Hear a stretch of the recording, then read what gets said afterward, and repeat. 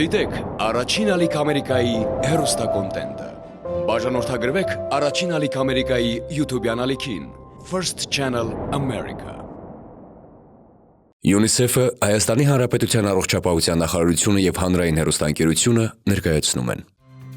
Առաջին բալիկիս դեպքում գիշերանոթին սովորեցնելը միանգամից չի ստացվել, ունեցել ենք նաև փորձ, որը որ ձախողվել է։ Ես այդ փորձից դասեր եմ քաղել եւ երկրորդ երեխայիս դեպքում այդ նույնը չեմ կրկնի։ Ես կարելի ասել գնացել եմ մի փոքր ոչ ստանդարտ ճանապարհով, քանի որ մեզ մոտ անցումը տակդիրից եղել է միանգամից զուգարանին։ Չգիտեմ, վստահ եմ եւ բալիկիս, եւ իմ ուժերի վրա, եւ ասեմ, որ մեզ մոտ իրոք ստացվեց։ Գիշերանոթին սովորեցնելը բավականին անհանգստացնող պրոցես է, հատկապես երբ դու առաջին անգամ ես մամա եւ դա քո առաջին բալիկն է, իհարկե անում ես սխալներ, բայց պետք է հաշվի առնել, որ երեխան ինդիվիդուալ է ու այս հարցում կարծում եմ, որ տապողականություն ցուցաբերել պետք չի։ Ես իրականում բավականին ոգևորված սպասել եմ գիշերանոթին սովորեցնելու փուլին, իհարկե անկեղծ կլինեմ, բավականին սխալներ արել եմ, բայց կարծում եմ, քանի որ դրական եմ տրամադրված եղել, այդ դրական միջավայրը նաև փոխանցել եմ իմ երեխային ու մենք ունենք լավ փորձառույթ։ Երեխայի ծնվելուց հետո մենք անհամբեր սպասում ենք նրա մեծանալու նշաններին։ Առաջին ատամ, առաջին քայլ, առաջին բառ։ Պակաս սիրունիկ, բայց ոչ պակաս սպասված իրադարձություն է երեխայի գիշերանոթից օգտվելու հաջողված առաջին փորձը։ Վստահ եմ, որ սա լսելուց հետո շատ ծնողներ հիշեցին այն, ինչ նախընտրել էին մոռանալ։ Երեխային գիշերանոթի վարժեցնելու անհաջող փորձերը։ Այո, երբեմն դա բարդ առաջադրանք է, որն ավելի է խճճվում ընտանիքից ընտանիք կրկնվող սխալների պատճառով։ Այսօր կփորձենք օգնության ձեռք մեկնել նրանց, ովքեր այս ճանապարհի սկզբում են։ Ծնողական ժողովում խոսում ենք երեխաներին գիշերանոթի վարժեցնելու սկզբունքների մասին։ Բարև ձեզ, հարգելի մայրիկներ, ուրախ եմ ձեզ տեսնել ծնողական ժողովում։ Հետաքրքիր է իմանալ, թե ձեզնից յուրաքանչյուրը որպես մայրիկ եւ ձեր երեխան կամ երեխաները ինչպիսի փորձառություն եք ունեցել, երբ սկսել եք այս բարդ, բայց շատ կարևոր փուլը երեխայի կյանքում, այն է գիշերանոթից օգտվելուն սովորելը կամ երեխային վարժեցնելը։ Թե դրական, թե բացասական օրինակների մասին խոսելը այս պարագայում խրախուսվում է։ Մարիա, ձեզ հետ սկսենք։ Ես իրականում սկսել էի ավելի վաղ տարիքում, համեմատելով երեխային իր հասակակիցների հետ ու մտածելով, որ արդեն ուշացել ենք, 2 տարեկանում էին փորձել, բայց իրականում հասկացա, որ շտապել պետք չի, որովհետև բոլոր երեխաները տարբեր են ու ամեն մեկը ինդիվիդուալ իր ձևով է զարգանում։ Դրա համար մեկ անհաջող փորձից հետո որոշ ժամանակ հանգիստ թողեցի երեխային եւ նույնը կրկնեցի մի քանի ամիս անց, որը ինձ ավելի հեշտ տրվեց։ Մենք սկսեցինք ուղղակի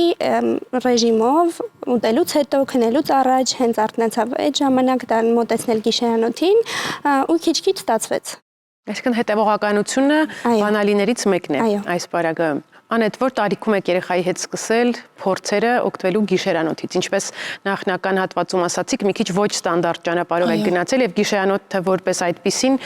դուրս եք թողել այս շղթայից եւ մի անգամից փորձել եք զուգարանակոնքին սովորեցնել։ Մեզ մոտ էլ հենց սկսվել է ստացվել 2 տարեկանից։ Ճիշտ ասած, կարծում եմ, որ առհասարակ գիշերանոթ կլինի, թե կլինի զուգարան,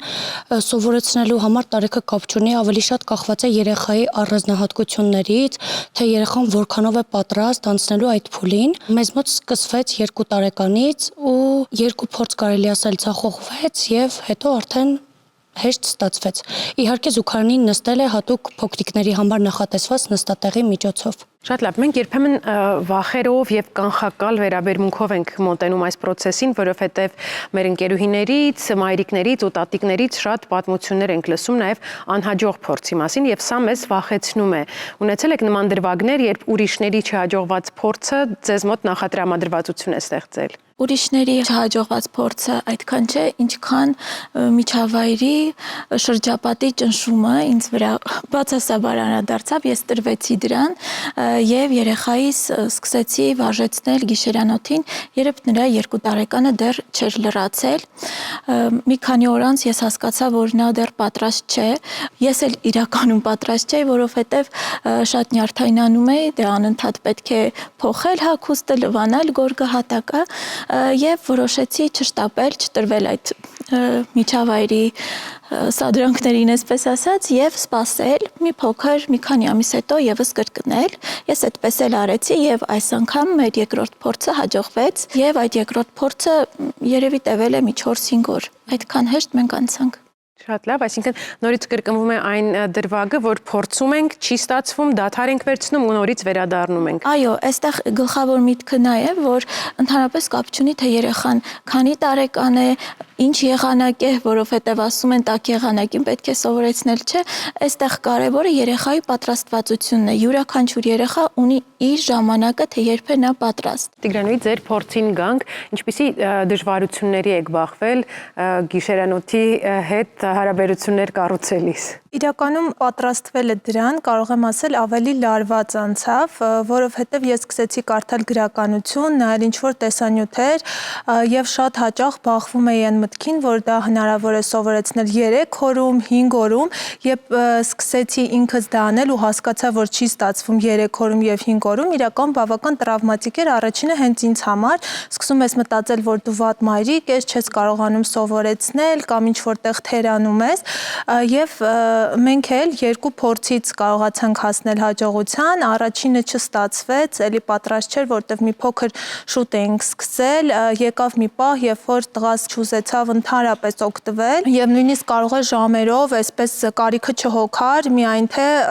գիշերանոթին չմոտենար, իսկ երկրորդ փորձը արդեն մի քանի ամիս անց, երբ մոռացել էինք դրա մասին, որոշեցինք, որ պետք է իրեն հանգիստ թողնենք եւ այլևս այդ թեմայով չզբաղեցնենք, մի քանի ամիս անց արդեն նորից փորձեցինք եւ այս անգամ արդեն ավելի հեշտ անցավ ու շատ արագ սովորեց։ Հետաքրքիր մի ընդհանրություն կա բոլորիդ խոսքի մեջ, որ դուք զգացել եք երեխայի թե ֆիզիոլոգիական, թե հոգեբանական վիճակը, արդյոք նա պատրաստ է եղել դրան ու փորձել եք երեխային համընթաց գնալ, կարևորը նաև սեփական սխալներից հետևություններ անելը։ Խանգարողի դերում հիմնականում գիշերանոթին վարժեցնելու մասին թյուր պատկերացումներն են եւ սերնդե-սերունդ փոխանցվող սխալ մոտեցումները։ Դրանցից մի քանիսը ջրի երես հանելու համար մոտեցել ենք մի խումբ պատահական անցորդների։ Ինչքան շուտ սկսեք երեխային սովորեցնել գիշերանոթին, այնքան ավելի հեշտ կսովորի։ Միֆ է, թե իրականություն։ Միֆ է, որովհետև ամեն ինչ ունի իր ժամանակը, որովհետև երեխայի ողնաշարը պիտի կառուցվի, ամրանա, որ հետո կարելի լինի նստել կամ քանստած դիրքով պահել։ Իրականություն։ Շուտ փորձելը երաշխիք չէ, ըստ իս դժվարություն կառաջացնի։ Իրականություն է, կարծում եմ, որ դա իրականություն է։ Իրականում ոչ, գիշերանոթին վարժեցնելը շուտ սկսելը կարող է նախ առաջացնել հոգեբանական խնդիրներ, վախեր, միևնույն ժամանակ դա կարող է կապված լինել սովորելու գործընթացը ավելի երկարատև դարձնելու հետ, այսինքն դրական արդյունքի կարող է ընդհակառակը ավելի ուշ հասնենք։ Կարևոր է ոչ թե հիմնվել երեխայի քրոնոլոգիական տարիքի վրա, այլ հետևել երեխայի պատրաստ լինելու նշաններին, ինչպիսիք են ֆիզիոլոգիական, վարքային եւ զարգացման նշանները։ Պետք է ընտրել գունագեղ եւ ձայներ արձակող գիշերանոթ։ Միֆ է, թե իրականություն։ Ոչ, երեխան պետք է գիտակցի, որ դա գիշերանոթ է, այլ ոչ խաղալիք։ Ձայներ արձակողը կարծում եմ ոչ, գունագեղը որոշ դեպքերում գեղեցիկ է գուցե։ Դեմ չեմ, որովհետև երեխաներ կան խնդիր են ունենում սկզբի հետ կապված, որպեսզի նստեն, այդ իրանց ավելի շատ ոգևորում է։ Իրականում ոչ, գունագեղ ձայներ արձակող գիշերանոթները երեխան ընկալում է որպես խաղալիք եւ չի կարողանում կենտրոնանալ մի զարթակման կամ կղազատման գործընթացի վրա։ Ցանկալի է ընտրել հնարավորինս պարզ, հարմար հենակով, այնպիսի գիշերանոթ, որ հնարավորություն կտա երեխային կազմակերպել իր բնական կարիքները հոգալը հարմարավետ պայմաններում։ Դա նաեւ ներառում է, որ երեխայի ոտքերը ամուր հենված լինեն գետնին։ Եվ իրականում երեխան պետք է գիշերանոթին վերաբերվի որպես զուգարանի փոքր տարբերակ, դա նաև կնպաստի հետագայում սովորական զուգարանին վարժվելու ավելի հեշտ գործընթացին։ Պետք է պարգևատրել, այդպես ավելի շուտ կսովորի։ Միֆ է, թե իրականություն։ Ոչ, այնիշ բնական նորմալ է, ըստ իս պարգևատրման ու հավելյալ խթանելու կարիք չկա։ Իրականություն է, որովհետև երեխաներ սիրում են, երբ որ իրանք ինչ-որ ծնողի ասածն անում են, հա, ծնողը իրան դրա համար պարգևատրում է, ոգևորվում են ավելի շատ։ Ոչ, դա կդառնա սովորություն, պարգևատրելը։ Քանի որ իրենք մանկահասակ շատ փոքրիկ են, այո, նման բաները իրենց խրախուսում են հաստատ։ Իրականում ոչ, ճիշտ չէ, երեխային ամեն անգամ կամ ամեն օր նյութապես կաշառելը, պարգևատրելը, քանի որ երեխան սկսում է իր բնական գործընթացը օգտագործել որպես պարգևատրման հասնելու տարբերակ։ Ցանկալի է այս երևույթը նույնպես օգտագործել դրական հիմքով, այսինքն երեխայի հետ ձեռք բերել որոշակի պայմանավորվածություն, ենթադրենք 15 օր պայմանավորվածությունը կատարելու դեպքում վարել օրագիր, երեխային տալ ստիկերներ, փաղաքշել երեխային, խրախուսանքի խոսքեր ասել եւ ինչու՞ չէ, ժամանակ առ ժամանակ որևէ նյութական պարգևատրում էլ տալ երեխային։ Այդպիսով երեխան ունենում է որոշակի մոտիվացիա, սակայն չի վերաբերվում իր բնական գործընթացները հոգալուն, որպես պարգևատրման հասնելու տարբերակ։ Երբ մասնագետներն ասում են, երեխային պետք է սկսել վարժեցնել գիշերանոթին այն ժամանակ, երբ նա կլինի դրան պատրաստ, շատ ծնողներ կարծում են, որ խոսքը գուցե նստելու կամ ցանկությունները բարձրաձայնելու մասին է։ Հավանաբար դա սխալ չէ, բայց վստահաբար ամբողջական պատկերը չէ։ Թե ինչ ասել է լինել պատրաստ, կբացատրի Ուիգմոր կանանց եւ երեխաների հիվանդանոցի մանկաբույժ Այդա Պապիկյանը։ Եվ այսպես, ինչպես ծնողները հասկանան, գուշակեն, կռահեն, որ երեխան արդեն պատրաստ է ու կարող ենք սկսել գիշերանոթին սովորելու գործընթացը։ Նախ ուզեի մեր հավաքված ծնողներին ի պատիվ ասել, որ կարծես իմ ներկայությունը այստեղ ավելորդ է, որովհետև բոլոր ճիշտ եւ գիտահեն փաստերը կարծես նշվեցին։ Բրավո մայրիկներ։ Եվ շատ ողջունելի է, բայց ցավոք սրտի սա ամբողջական ծնողական համայնքի ամբողջական պատկերը չէ։ Անշուշտ կան նաեւ ծնողներ, ովքեր սխալ ճանապարհով են գնում եւ մեզ հասնում են արդեն դեպքերը տարբեր բարդություններով։ Պատրաստ ասելով, անշուշտ մի քանի ոլորտների ենք նայում եւ հոգեբանական, հոգեհուզական ոլորտը եւ շարժողական ոլորտը եւ խոսքի ոլորտը։ Երեխան պետք է կարողանա նստել, ինքնուրույն կանգնել, քայլել, այդքանը թերևս այդ գործողության համար բավարար է, բայց նա նաև պետք է կարողանա որևիցե ձևով պարտադիր չէ, հենց հստակ բառերով, նախադասություններով կազմավորված միտք ձևավորի, բայց պետք է ծնողին կարողանա որևիցե ձևով հասկացնել տա, որ ինքը ունի կարիք կամ կղազատման կամ միզելու։ Հոգեհուզական ոլորտը ասելով հասկանում ենք, որ երեխան այնքան հասուն է, որ տարբերում է իր կոմֆորտը, թաց եւ չոր իրավիճակները, խոսքի մասին արդեն ասեցինք, կարծես բոլոր ոլորտների մասին հիմնական դրույթները ասեցինք։ Անհաջող փորձից հետո անշուշտ մենք ժամանակ ունենք, որևիցե մեկը մեզ չի շտապացնում, որ պետք է հետ կանգնենք, ինչպես մեր հարգելի մամաները նշեցին։ Սպասենք, ժամանակ տանք երեխային, հետո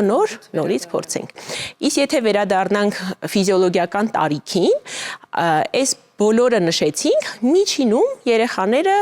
1.5-ից 3-4 կախված տարբեր գրականություն տարբեր են ասում, այդ միջակայքում է պատրաստ լինում, բայց թե տվյալ երեխան այդ միջակայքից որտեղ կհայտնվի, նորից շատ ինդիվիդուալ է։ Առաջարկում եմ մեր քննարկումը շարունակել մայրիկների հետ, նրանք անհամբեր ձեզ են սպասում, համեցեք։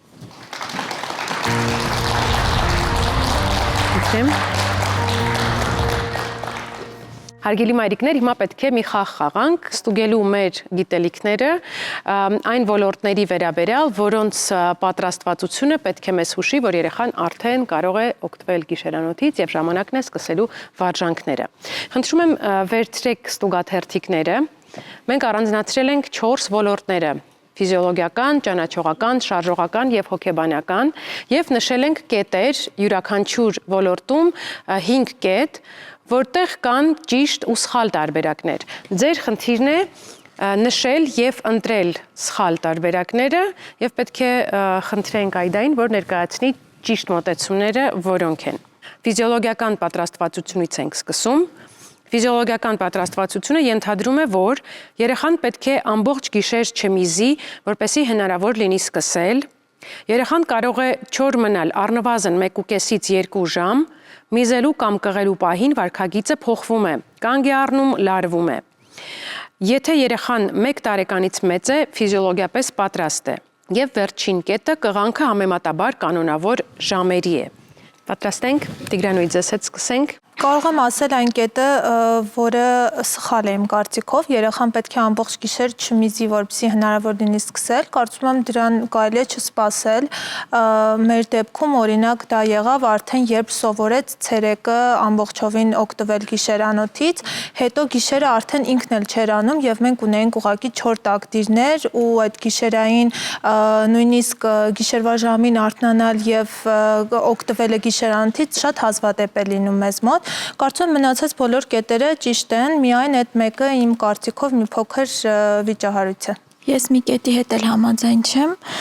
եթե երեխան 1 տարեկանից մեծ է, ֆիզիոլոգիապես պատրաստ է, այսպես միանշանակ բոլոր երեխաների մասին ասել ճիշտ չի, երեխաները տարբեր են եւ կարող է այո 1 տարեկանից մեծ լինել, բայց պատրաստ չլինել։ Շատ լավ, բժշկի բարձաբանումը լսենք։ Այո, ամբողջ գիշերը չոր մնալը պարտադիր պայման չէ, ինչպես մեր հարգելի մայրիկը նշեց, դա հետագայում արդեն երկրորդ էտապով գիշերային տակդիրներից ազատվելու համար ենք դա դիտարկում, երբ տեսնում ենք երեխան արդեն մի քանի շաբաթ շարունակ 4 տակդիրներով է արթնանում, կարող ենք նաև փորձ անել գիշերային տակդիրից անջատվելու, բայց ցերեկային գիշերանոթային վարժանքը, մենք այդ տերմինն ենք օգտագործում, գիշերանոթային վարժանքը սկսելու համար բոլորովին պարտադիր չէ ամբողջ գիշերը չոր լինել, բայց պարտադիր է, որ 1.5-2 ժամ օրվա ընթացքում տեսնենք, որ երեխան չոր է։ Եվ իհարկե 1 տարեկանը որևիցե ցուցիչ չէ, եթե գրված լիներ ինչ որ տարիքային միջակայք, միգուցե կարելի էր, բայց ճիշտ հակառակը 1 տարեկան մեծամասամբ դեռ պատրաստ չեն երեխաները, քան պատրաստ են հազվադեպ բացառություն։ Որպես ամփոփում ես էլ նշեմ ճիշտ տարբերակները, երեխան ֆիզիոլոգիապես պատրաստ է, եթե կարող է չոր մնալ առնվազն 1.5-ից 2 ժամ, միզելու կամ կղելու պահին վարքագիծը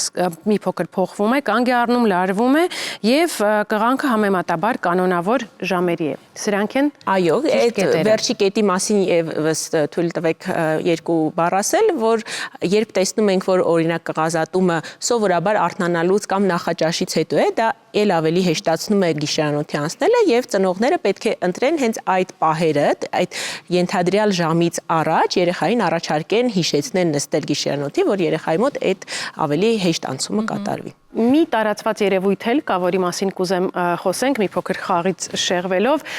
ծնողները երբեմն պատժիչ մեթոդներ են կիրառում, եթե նրանց պատկերացումներով չի ստացվում կառավարել երեխայի վարքագիծը, երբ խոսքը կղելու եւ միզելու մասին է։ Ենթադրում եմ, որ սա մեծ սխալ է, բայց կարիք կա ձեր պարզաբանման։ Մենք միշտ պետք է գիտակցենք, որ երեխան մեղավոր չի, որ դեռ այնքան չի հասունացել, որ կարողանա այդ process-ը պատշաճ եւ առանց սխալների կատարի։ Հետևաբար պատժել մի բանի համար, որտեղ մեղավոր չի, բնականաբար շատ սխալ է, առհասարակ կարծում եմ հոգեբանները չեն թույլ տա, որ ես ստեմ երեխային պատժիչ գործողություններ անելը որևիցե կոնտեքստում ճիշտ չի։ Հակառակ մոտեցումը շատ խրախուսում է, այսինքն խրախուսական մեթոդը օգտագործելը շատ լավ արդյունքների է բերում երեխային ամեն հաջողված փորձի համար պետք չի մեծ նվերներ, դա էլ կարող է, այսպես ասած, փչացնել երեխայի սպասելիքները, բայց խրախուսական խոսք, վարքագիծ, երեխային գովեստ, անշուշտ պետք է, պատժիչ գործողությունները պետք է բացառվեն։ Երկրորդ ոլորտին անդրադառնանք, շարժողական պատրաստվածություն, ես ընթերցեմ, դուք նշեք եւ լսենք պարզաբանումը։ Ուրեմն շարժողական ոլորտում երեխան պատրաստ է, եթե կարող է ինքնուրույն նստել եւ վեր կենալ, եթե վազում է, ուրեմն պատրաստ է գիշերանոթին, եթե կարող է հասնել գիշերանոթին կամ զուգարանին, պետք է կարողանա ինքնուրույն լվացվել, միայն նոր սկսել, կարող է հանել, իջեցնել հագուստը կամ գոնե մասամբ անել դա ինքնուրույն։ Կխնդրեմ աղջիկներ նշեք, որ տարբերակներն եք ընտրել որպես սխալ։ Սխալ ընտրել եմ, եթե վազում է, ուրեմն պատրաստ է գիշերանոթին եւ որ պետք է կարողանա ինքնուրույն լվացվել, նոր միայն սկսել։ Այդ 2 տարբերակն եմ նշել, որ սխալ։ Շատ լավ, շնորհակալ եմ։ Ես նույնպես դրանք եմ նշել, կարծում եմ լվացվելը նույնպես կարևոր է, բայց դա այն կարևոր գլխավոր պայմանը չի, որպեսզի երեխային պատրաստենք արդեն գիշերանոթին։ Շատ լավ, շարժողական ոլորտում ինչին ենք ուշադրություն դարձնում եւ որոնք են այն նշանները, որ ահա ժամանակն է։ Անշուշտ երեխան պետք է կարողանա վարժ կայուն նստել եւ որոշ ժամանակ մնալ նստած, վեր կենալ եւ նստել ինքնուրույն նույնպես կարեւոր է եւ պետք է կարողանա գիշերանոթին անցնելուց առաջ կարողանա անել։ Ամենահեշտ հագնող եւ հանվող տաբատը, կիսաշրջազգեստը եւ արտիքը երեխան պետք է կարողանա գոնե փորձել ինքնուրույն հանել եւ եթե ճիշտ հագուստ ենք ընտրել, երեխայի մոտ շատ արագ դա կհաջողի։ Այսքանը սխալ պատասխաններին, եթե կարիք կա։ Այո, մայրիկները ճիշտ էին ընտրել։ Անշուշտ շատ ճիշտ էին ընտրել։ Շարժվենք առաջ, ճանաչողական ոլորտ գնանք։ Ճանաչողական իմաստով երեխան պատրաստ է, եթե հասկանում է պարզ հրահանգներ, արի նստենք, սպասիր, արա այսինչ բանը, տարբերում է թաց եւ չոր զգացողությունները, հասկանում է գործողության հաջորդականությունը, գնալ, նստել, վեր կենալ, եթե չի տարբերում գույները, դեռ ճանաչողականորեն պատրաստ չէ, կարողանում է ամբողջական նախադասությամբ ասել իր պահանջը, որ տարբերակներն է կընտրել որպես սխալ։ Եթե չի տարբերակում գույները, այս դեպքում դա ընդհանրապես կապ չունի գիշերանոթի հետ, եւ երկրորդը կարողանում է ամբողջությամբ նախադասություն ասել, սա կարող է չկարողանա երեխան անել, անգամ 2.5-3 տարեկանում, բայց շատ լավ օգտվել գիշերանոթից։ Շատ լավ, Տիգրանուհի։ Համաձայն եմ միանգամայն, իմ տղան դեռ չէր քայլում, բայց արդեն խոսում էր 1 տարեկանում, այնպես որ կարծում եմ այդ գործողությունների հաջորդականությունները մեկը մյուսի հետ ուղղակի կապ չունեն այս դեպքում։ Ոչ, բոլորովին չի ակնկալվում, որ երեխան ամբողջական բարձ ստորադասական նախադասություն կազմի, բավարար է ընդամենը իր անգամ սեփական նեոլոգիզմներով, այսինքն իր սեփական հորինած բառով արտահայտի իր ցանկությունը եւ ծնողին իմաց տա, այսպես ասած, որ ինքը պատրաստում է կղազատի կամ միզի։ Միանշանակ ճիշտ է եւ մյուսը որն էր սխալներից գույների հետ կապված։ Չէ, իսկապես դա կապ չունի, լինում են իրավիճակներ, երբ գույների ճանաչողությունը պաթոլոգիկ անգամ ձևով ուշացած է լինում կամ չի լինում, դա մեր այս գիշերանոթային վարժանքի հետ որևիցե կապ չունի։ Բայց այ ճանաչողական ոլորտը գիշերանոթի վարժանքի կոնտեքստում զարգացնելու համար հաճախ խորհուրդ ենք տալի ծնողներին, անգամ երբ երեխան տակդիրի մեջ է անում իր գործողությունը, պայմանական, մենք հետո գիշերանոթը գնելուց կամ զուգարանակոնքի դեպքում նույնը կարող ենք անել, այդ պարունակությունը տակդիրի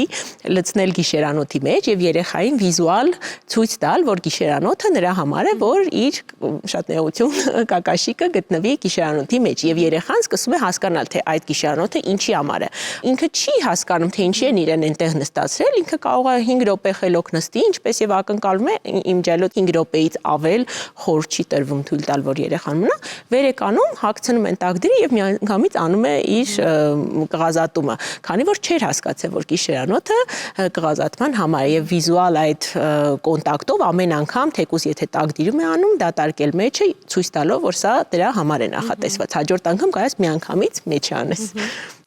Ես էլ ամփոփելով ճիշտ տարբերակները ընդգծեմ, ճանաչողական ոլորտից ուշադրություն դարձնել հատկապես այս կետերին եւ եզրակացություն անել, որ երեխան պատրաստ է։ Հետեւյալ կետերն են, եթե երեխան հասկանում է պարզ հրահանգներ, տարբերում է թաց եւ չոր զգացողությունները, հասկանում է գործողության հաջորդականությունը, թերևս այս նշվածներից սրանք էին։ Արձանագրենք նաեւ, որ մայրիկները ճիշտ էին եւ անցնենք հաջորդ ոլորտին՝ հոգեբանական պատրաստվածություն։ Երեխան հոգեբանորեն պատրաստ է, եթե չի վախենում գիշերանոթից, ցույց է տալիս ընդօրինակելու կամ մասնակցելու ցանկություն, հիմնականում համագործակցում է, կտրուկ չի դիմադրում, սա մի կետ է, եւ դիմադրում է ցուցադրելով կամային հատկանիշներ։ Ինչ տարբերակներ եք ընտրել որպես սխալ։ Որպես սխալ ընտրել եմ դիմադրում է ցուցադրելով կամային հատկանիշները։ Շատ լավ։ Իմ փորձից էլ ասեմ, որ առաջին անգամ երբ փորձում էինք այդ փուլին անցնել, իմ տղան վախենում էր, լաց էր լինում, դիմադրում էր, այն բոլոր սխալները, որը այստեղ նշված են, դրա համար մեզ մոտ չստացվեց ու մենք ստիպված եղանք հետաձգել։ Այստեղ կամային հատկանիշներ պետք չի դրսևորի ոչ երեխան, ոչ ծնողը, ով ավելի ուժեղ կգտնվի իր պահանջի մեջ, անշուշտ երեխան պետք է հարմարավետություն զգա այդ process-ի հետ, ինքը պետք է զգա, որ դա իրեն համար ավելի հարմարավետ է եւ հարմարավետ է լինելու, քան տակդիրը։ Եվ չի կարելի երկար թողնել գիշերանոթի վրա, ինչպես նշվեց փորկապություն եւ այլ խնդիրներից զատ, նաեւ երեխան պետք է չունենա այն վախը եւ զգացողությունը, որ ինքը գանված է մնալու այդ գիշերանոթին եւ ինքնուրույն իր ցանկությամբ չի կարողանալու վեր կենալ։ Ոչ, երեխային ցույց ենք տալի, խրախուսում ենք, նպաստում ենք, բայց երբեք ու երբեք չի կարելի ստիպողաբար նստեցնել կամ չթողնել, որ երեխան ինքնակամ վեր կենա դրա վրա։ Դա ամենամեծ սխալներն է, որ հետո առաջացնում է այդ նեգատիվ զգացողությունը process-ի նկատմամբ։ Եվ այսպես հոգեբանական ոլորտում երեխան պատրաստ է, եթե չի վախենում գիշերանոթից, եթե ցույց է տալիս ընդօրինակելու կամ մասնակցելու ցանկություն եւ հիմնականում համագործակցում է, կտրուկ չի դիմադրում։ Կարծում եմ պատվով հաղթահարեցինք խաղի փուլը, իսկ ձեզ բժիշկ շնորհակալ եմ շատ, որ ժամանակ գտաք ու միացաք ծնողական ժողովին, այս տեղեկատվությունը մշտապես պահանջված է եւ ձեր պարզաբանումների կարիքը շատ ունեինք։ Սիրով։ Շնորհակալ եմ։ Երեխայի գիշերամիզությունը շատ ծնողներ կապում են գիշերանոթին վարժեցված չլինելու հանգամանքի հետ։ Մենք որոշեցինք օգտվել այս առիթից ու անդրադառնալ նաև այդ խնդրին։ Մեր հաջորդ հյուրը կխոսի գիշերամիզության մասին։ Առաջին ալիքի եթերում ծնողական ժողովն է։ Մեզ է միացել Wigmore կանանց եւ երեխաների հիվանդանոցի մանկաբույժ, մանկական նեֆրոլոգ Ազատուհի Աշոտյանը։ Բարև ձեզ։ Բարև ձեզ։ Արդյոք գիշերանոթին վարժված լինելու եւ գիշերամիզության միջև որոշակի կապ կա, եւ եթե երեխան դեռ չի կարողանում օգտվել գիշերանոթից, ուրեմն մեծ է հավանականությունը, որ կունենանք խնդիր գիշերամիզության տեսքով։ Երբ որ քննարկենք բուն գիշերամիզությունը, արդեն կապը ավելի հստակ կլինի, բայց նշեմ, որ ոչ բոլոր երեխաները, ովքեր կարողանում են օգտվել գիշերանոթից, գիշերամիզություն չունեն, այսինքն օգտվում են գիշերանոթից նորմալ, բայց գիշերամիզության խնդիրը դեռ ուղեկցում է երկար։ Այսինքն կապը այդքան էլ հստակ չէ։ Այդ դեպքում մեզ հարկավոր է հասկանալ, թե գիշերամիզություն ասելով ինչ ենք հասկանում։ Գիշերամիզությունը քնի ժամանակ ակամամիզարձակման դրվագն է, եւ որը լինում է 5 տարեկանից բարձր երեխաների շրջանակում, երբ որ արդեն ունենք գիշերանոթից օգտվելու հմտություններ։ Ինչն է պատճառը գիշերամիզության։ Գիշերամիզությունը լինում է նախ միզային համակարգի ոչ լիարժեք ձևավորման պատճառով։ Գիշերային ժամերի երեխաների մոտ շատ ավելի շատ մեզ է գոյանում, քան մեծահասակների մոտ։ Քնի խանգարման հետ կապված խնդիրների դեպքում է լինում եւ ի պատասխան լիքը միզապարկի ոչ միշտ է երեխան կարողանում արձագանքել եւ արթնանալ։ Եվ որոշ բժշկական խնդիրների դեպքում, երբ որ ունենք շատ մեծի արտադրություն, առավել շատ մեծի արտադրություն գիշերային ժամանակ։ Պարբերականությունը չի։ Գիշերամիզությունը մինչև 5-ից 7 տարեկան երեխաների շրջանակում հանդիպում է մոտավորապես 20% դեպքերում։ Ամեն տարի երեխայի մեծանալու զուգահեռ տոկոսը պակասում է, այսինքն երեխաները մեծանալով ինքնուրույն կարող են ձերբազատվել նման խնդրից։ Գիշերամիզության հետ կապված խնդիրները մենք բարձրաձայնում ենք այն դեպքում, երբ որ այն 4 գիշերները շատ ավելի քիչ են, քան թաց գիշերները, մինչև 5 տարեկան եւ 5-ից 7 տարեկան շրջանակում մենք բարձրաձայնում ենք այդ խնդիրները, երբ որ ունենք այսպես կոչված ոչ մոնոսիմպտոմ, այսինքն բացի գիշերամիզությունից երեխան ունի նաեւ այլ գանգատներ։ Օրինակ, ցերեկային անմիզապահություններ, ունի հաճախամիզության դրվագներ, կրկնվող միզուղիների վարակ, փորկապություն կամ կտրուկ սկսված շատ խմելու, շատ միզելու ցանկություն, երբեմն ստրեսային իրավիճակներից հետո սկսված գիշերամիզություն, այդ բոլորի դեպքերում մենք չենք սպասում մինչև երեխան կմեծանա։ Այդ ոչ մոնոսիմպտոմ գիշերամիզության ժամանակ ցանկալի է դիմել մասնագետի 5-ից 7 տարեկանի շրջանակներում։ Եթե չկա այլ գանգատ, հետևում ենք մի քանի խորհուրդների, որպեսզի կարողանանք գիշերամիզության ընթացքը ավելի հարթ անցկացնել։ Նախ երեխային հորդորել անպայման միզի քնելուց առաջ նոր գնա քնելու, անկախ նրանից, թե երբ է միզը վերջի անգամ։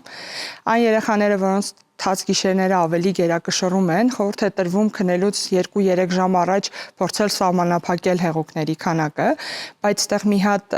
նյուանս պետք է հաշվի առնել, որ երեխան իր ամբողջ հեղուկի ծավալը պետք է հասցնի օրվա ընթացքում ստանալ, ոչ թե չթողնել, քչացնել ծավալը օրվա հեղուկի, այլ ուղղակի ժամային բաշխումը բերել այնպես, որ ինքը օրվա առաջի կես կարողանա ստանալ հեղուկների անհրաժեշտ պաշարը։ Լինում է այնպես, որ երեխան ունենում է 4 շրջան եւ հաջողությամբ կարծես թե սովորում է, որ պետք է գիշերը քնի կամ ցանկություն ունենալու պարագայում կանչի ծնողին, բարձրաձայնի եւ հոգա իր կարիքները։ Հետո վրա է հասնում մի շրջան, երբ երեխան գիշերը միզում է։ Ինչ երևույթ է սա։ Այո, երբեմն այդպեսի երևույթ նույնպես նկատվում է։ Մենք համարում ենք դա խնդիր, երբ որ 4 շրջանը տևում է միջինում 6 ամիս եւ նորից սկսվում է գիշերամիզությունը։ Այդտեղ մենք մի քանի բժշկական խնդիրներ ունենք շղթելու եւ այդ դեպքում նույնպես պարտադիր է դիմել բժշկի։ Որոնք են այն տարածված սխալները, որ շատ եք նկատում ծնողները թույլ են տալիս եւ ինչ հետևանքների են դրանք բերում։ Երբ երեխայի տարիքը դեռահասությունության է մոտենում, այս խնդիրը դառնում է բավականին լուրջ հոգեսոցիալական խնդիր եւ այն ծնողները, որոնք ժամանակին չեն դիմել, չեն ստացել այս հարցերի լուծումը մինչեւ այդ շրջան, երեխաների հետ աշխատանքը հետագայում շատ դժվարանում է։ Արթնացնել երեխային չի կարելի, խստիվ արգելվում է երեխային գիշերվա ընթացքում արթնացնել, որովհետև դա նույնպես բերում է եւ քնի խանգարման, որը իր հերթին ավելի է վատացնում գիշերամիզությունը, եւ հոգեվարքային խնդիրների, երբ որ երեխան պարբերաբար արթնանում է, երբեմն որոշ ծնողներ անգամ թույլ չեն էլ տալիս նորմալ քնի, որ հանկարծ չդիտվի գիշերամիզության էպիզոդ։ Պետք է խնդրեմ եւ հորդորեմ, որպեսզի նման խնդիրը 7 տարեկանից հետո անպայման բժշկի հսկողությամբ լինի եւ չթողնենք հասնի այն փուլին, որ մեզ հոգեվարքային խնդիրների բերի։ Շնորհակալ եմ շատ Ազատուհի, որ այսօր ծնողական ժողովում եք, սա կարևոր թեմա էր, որը բարձաբանման կարիք ունի։ Շնորհակալություն։ Սիրելի մայրիկներ, այսօր խոսում ենք գիշերանոթային վարժանքի մասին։ Կցանկանայի, որ ամփոփելով ներկայացնեք այն կարևոր մտքերը, այն եզրահանգումները, որոնց ձեզ բերեց այսօրվա քննարկումը, խնդրեմ։ Իրականում կարևոր է, որպեսզի ծնողները հետևեն երեխայի պատրաստ լինելուն ու գիտակցեն, որ միայն իրենց կամքը եւ երեխայի տարիքը չափանիշ չէ գիշերանոթի փուլին անցնելուն։ Իմ խորհուրդը ծնողներին, որպեսզի զինվեն ինֆորմացիայով, կրթվեն այս թեմայով եւ նոր անցնեն այդ փուլին, քանի որ այս բոլոր կետերը ու ցանկացած ինֆորմացիա դա կաշխատի իրենց օգտին, երեխայի համար ստեղծեն մաքսիմալ ոչ ստրեսային միջավայր, որպեսզի այդ փուլը հեշտ անցնեն։ Ես ուզում եմ ավելացնել, որ եթե երեխայի մոտ հուսական շրջան է սկսված, պետք չէ, այսպես ասած, գումարել նաև այդ փորձությունը։ Օրինակ, չգիտեմ, ծնողներից մեկն է երկրից բացակայում կամ ընտանիքում նոր բալիկ է ծնվել եւ երեխայի մոտ այսպես ստրեսային շրջան է, պետք է թողնել հանդարտ այդ պահին, մի որոշ ժամանակ անցնի, նոր արդեն սկսենք հաջորդ փորձությանը երեխային ենթարկել։ Ճիշտ ժամանակ ընտրելու մասին է։ Պետք չի փոքրիկ ձախողումը մեկը կամ երկուսը դարձնել դրամա եւ դրանից մեծ պատմություն դարձնել, քանի որ երբ ծնողը լարված է, այդ լարվածությունը միանշանակ անցնում է երեխային, երեխան էլ է լարվում եւ դա ավելի բարդացնում է այդ փուլը։ Ինչքան ծնողը հանգստություն պահպանի, դրական մոտենա, սա չստացվեց կփորձենք վաղը խրախուսի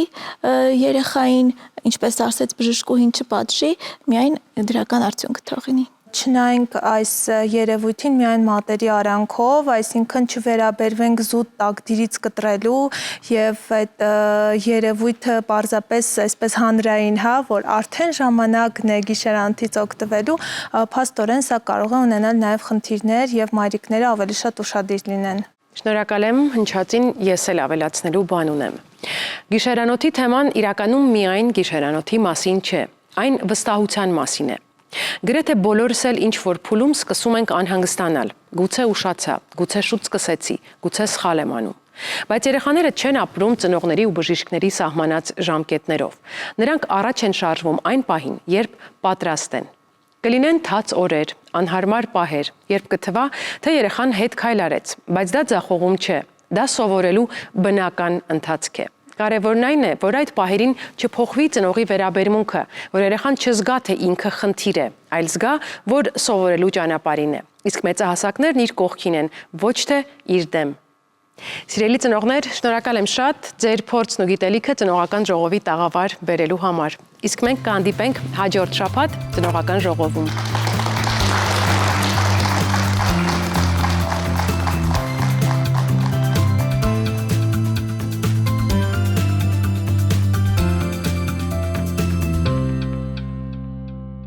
Դիտեք Առաջին ալիք Ամերիկայի հեռուստակոնտենտը։ Բաժանորդագրվեք Առաջին ալիք Ամերիկայի YouTube-յան ալիքին First Channel America։